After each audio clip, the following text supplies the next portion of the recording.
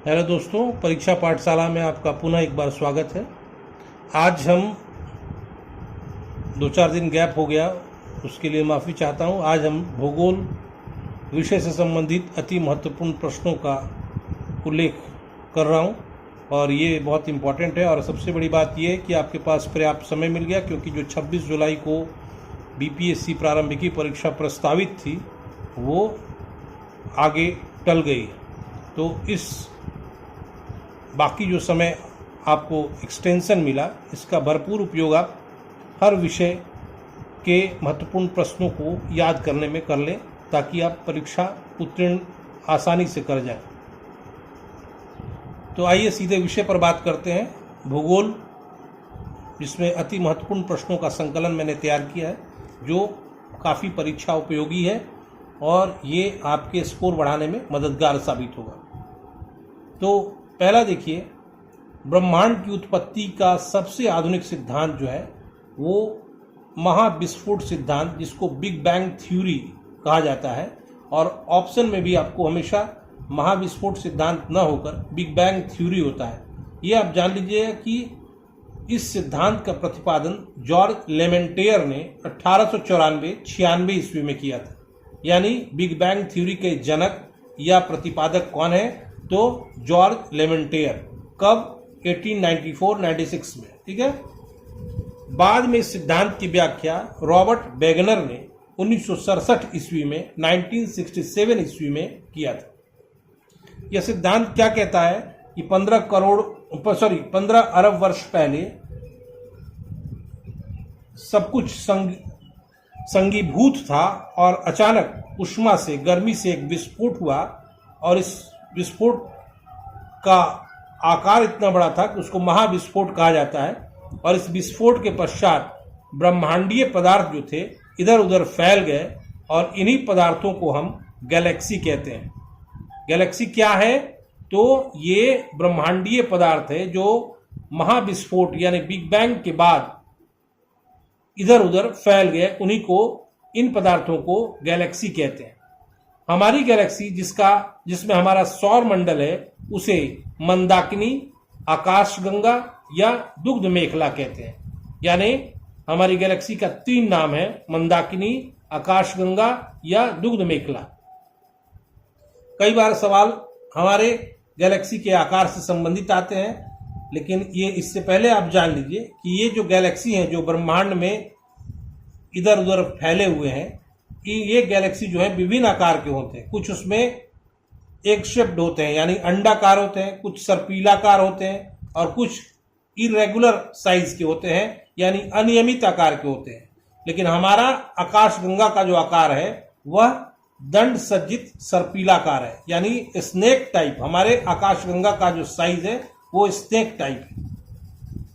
अब आते हैं, प्रत्येक गैलेक्सी में औसतन 1 लाख मिलियन तारे होते हैं। आप आसमान में जो तारे देखते हैं चमकते हुए, तो ऐसे तारे प्रत्येक गैलेक्सी में औसतन 1 लाख मिलियन होते हैं। और तारों का निर्माण गैलेक्सी में मौजूद हाइड्रोजन एवं हीलियम की संगठक निहारिकाओं से होता है। तारे का निर्माण कैसे होता है? हाइड्रोजन और हीलियम की संगठक निहारिकाओं से होता है। साथ ही गुरुत्वाकर्षण बल से गैस एवं धूल के बादलों का गोले के आकार में संगठन, गति, उच्च ताप, संलयन अभिक्रिया तारे के निर्माण के कारक है। यानी ऑप्शन में आप तारों के निर्माण के कारकों पर चर्चा पूछी जाए तो आप ध्यान रखिएगा, गैस और धूल के बादलों का गोले के आकार में संगठन, फिर गति, उच्च ताप, संलयन अभिक्रिया आदि तारे के निर्माण के कारक है। ठीक है। तारे के विकास क्रम में सर्वप्रथम प्राइमरी स्टेज, प्रारंभिक अवस्था होता है, और इस प्रारंभिक अवस्था को, प्राइमरी स्टेज को प्रोटोस्टार नाम दिया गया है। यानी तारे के विकास क्रम में सबसे पहले इनिशियल फेज में प्रोटोस्टार का निर्माण होता है, जिसके पश्चात तारा विकास की मुख्य अवस्था में प्रवेश करता है। विकास की मुख्य अवस्था से निकलकर एक तारा वृद्धावस्था की ओर अग्रसर होता है, जिसमें उसकी बाहरी सतह फैलती है, चमक कम होती है और वह ठंडा होता है। इस स्थिति को ही रक्त दानव, रेड जेंट या छोटा तारा कहते हैं।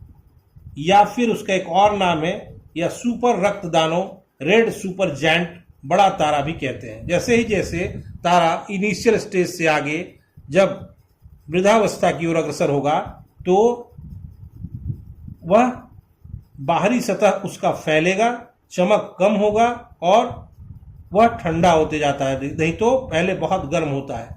और इस स्थिति को, जब ऐसी स्थिति आती है तो रेड जायंट, छोटा तारा या रक्तदानव कहते हैं, या फिर सुपर रक्तदानव, रेड सुपर जायंट भी कहा जाता है। रक्तदानव, रेड जायंट या सुपर रक्तदानव अवस्था में क्रमशः नोवा या सुपरनोवा विस्फोट के पश्चात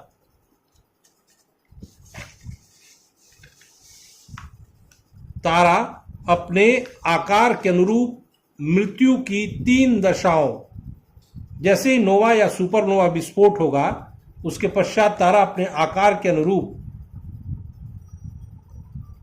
3 टाइप का डेथ होता है तारा का, जिसको कहते हैं कृष्ण वामन, ब्लैक ड्वार्फ, या फिर न्यूट्रॉन स्टार, या कृष्ण वीवर, ब्लैक होल में से कोई एक प्राप्त करता है। ये आपको मैंने बताया बिग बैंग थ्योरी और तारा के बारे में। अगला इंपॉर्टेंट पॉइंट है, पर्वत और पहाड़ी में क्या अंतर है। 1000 मीटर से अधिक ऊंचाई वाले क्षेत्र को पर्वत कहते हैं और उससे कम ऊंचाई वाले क्षेत्र को पहाड़ी कहते हैं। भारत में एक अपवाद क्या है कि पारसनाथ की ऊंचाई 1355 मीटर है, लेकिन उसको पहाड़ी कहा जाता है। ठीक है। पेट्रोलॉजी क्या होता है? शैलों का विज्ञान, चट्टानों का विज्ञान क्या कहलाता है? पेट्रोलॉजी। इग्नियस रॉक यानी आग्नेय शैलों का निर्माण मैग्मा एवं लावा से होता है और इसमें परत और जीवाश्म नहीं पाए जाते हैं। ये हमेशा याद रखिएगा, बार बार प्रश्न पूछे जाते हैं और आदमी उस समय कंफ्यूज कर जाता है। आग्नेय शैलों में लेयर यानी परत और फुजाइल जीवाश्म नहीं पाए जाते हैं। आग्नेय शैलों इग्नियस रॉक्स को प्राथमिक सेल, प्राइमरी रॉक्स भी कहा जाता है। किन शैलों को, किन चट्टानों को प्राथमिक सेल कहा जाता है? इग्नियस रॉक्स को आग्नेय शैलों। अगला, ये भारत में आधुनिक रूप से इस्पात बनाने का प्रथम प्रयास 1830 ईस्वी में पोर्ट नोवो तमिलनाडु में किया गया, लेकिन यह प्रयास असफल रहा और 1874 ईस्वी में भारत में प्रथम बार बंगाल आयरन वर्क्स कुल्टी द्वारा लोहे का सफल उत्पादन किया गया। यानी पहला प्रयास भारत में इस्पात बनाने का 1830 में पोर्ट नोवो तमिलनाडु में, लेकिन यह असफल रहा और पहली बार सफल उत्पादन 1874 में बंगाल के कुल्टी में बंगाल आयरन वर्क्स के द्वारा किया गया। भारत में जम्मू कश्मीर एकमात्र राज्य है जो केसर का उत्पादन करता है। नागार्जुन सागर परियोजना आंध्र प्रदेश में है। विश्व का सबसे लंबा मानव निर्मित बांध जो है, वर्ल्ड का सबसे, हीराकुंड बांध है जो महानदी पर बना है, जिसकी कुल लंबाई 25.8 किलोमीटर है। बिहार में सारण सिंचाई नहर किस नदी से निकलती है? अगर कभी पूछा जाए तो उसका याद रखिएगा, गंडक। बिहार में सारण सिंचाई नहर गंडक नदी से निकलती है। मंगलम सिंचाई परियोजना कहाँ है? केरल में।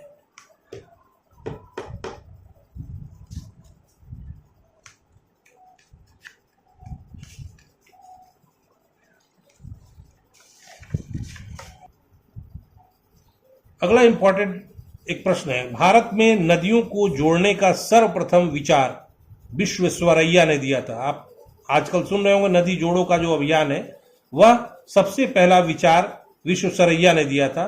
बाद में केएल राव का नाम भी इसमें जुड़ गया। देखिए, भूमि का अपर्दन, टाइप्स ऑफ इरोजन। आप जानते हैं कि जमीन का अपर्दन होता है और ये अपर्दन के 4 प्रकारों के बारे में आप जान लीजिए। पहला अपर्दन का प्रकार है स्प्लैश इरोजन। स्प्लैश इरोजन यानी जब जल पत्तियों से नीचे गिरता है, जब पेड़ की पत्तियों से जल नीचे गिरता है और भूमि में छिद्र होता है, वैसे अपर्दन को स्प्लैश इरोजन कहा जाता है। सीट इरोजन होता है परत अपर्दन, जब मिट्टी जल के साथ बहने लगती है, जैसे जल बह रहा है और साथ में अपने साथ मिट्टी भी बहा के ले जाएगा, तो उसको कहते हैं परत इरोजन या सीट इरोजन। रील इरोजन क्या है? रील अपर्दन, जब मिट्टी में छोटी एवं कम गहरी नालियां बन जाती हैं। आप रास्ते में चलते हुए किसी कच्चे सड़क पर चलेंगे तो आप देखेंगे कि बारिश के कारण उस कच्चे सड़क पर छोटी और कम गहरी नालियां बन जाती हैं। उसको कहते हैं रील इरोजन। जब रील इरोजन की नालियां बड़ी और विस्तृत हो जाती है उसी को कहते हैं गली इरोजन या अनालिका अपर्दन। और इसका बेस्ट एग्जाम्पल, सर्वश्रेष्ठ उदाहरण भारत में चंबल के खड्ड है। जब आप आगरे से ग्वालियर की ओर जाएंगे ट्रेन में तो आपको रास्ते में चंबल के बीहड़, चंबल के खड्ड नजर आएंगे जो कि अनालिका अपर्दन का उदाहरण है। किसी भी अन्य फसल की तुलना में ज्वार या सोरगम भूमि अपर्दन के लिए अधिक उत्तरदायी है, ठीक है ना। Sorghum is most responsible for the land erosion in comparison to another crops. काली मिट्टी में, ब्लैक सॉइल में सबसे तीव्र जल धारण क्षमता पाई जाती है और यह सूखने पर दरार युक्त हो जाती है, अतः इसे स्वतः जुताई वाली मिट्टी भी कहा जाता है। मतलब ऑटोमेटिक है ये जुताई वाली मिट्टी। किसको कहा जाता है? काली मिट्टी को। केरल स्थित लैगून झीलों को कयाल नाम से जाना जाता है या संबोधित किया जाता है। कयाल क्या है? तो ये लैगून झील है और केरल में लैगून झीलों को कयाल कहा जाता है। एग्जाम्पल अष्टमुडी झील केरल का। उत्तराखंड में स्थित रूपकुंड झील को रहस्यमयी झील कहा जाता है। एक नहर है भारत में, एडन नहर, वर्ष 1938 में दामोदर नदी से निकाला गया था, जो 65 किलोमीटर लंबी और 10,000 हेक्टेयर भूमि को सींचती है।